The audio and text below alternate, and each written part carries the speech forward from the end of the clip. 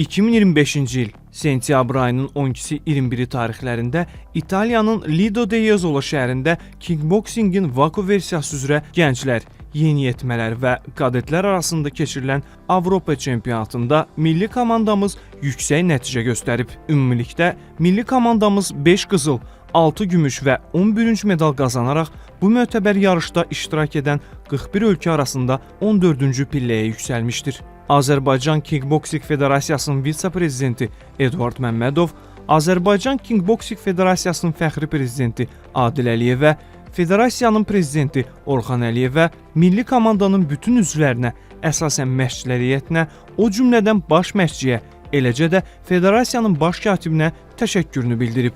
Əlavə olaraq, Kickboksing Federasiyasına dəstək olan Gənclər və İdman Nazirliyinə öz dərin minnətdarlığını ifadə edib.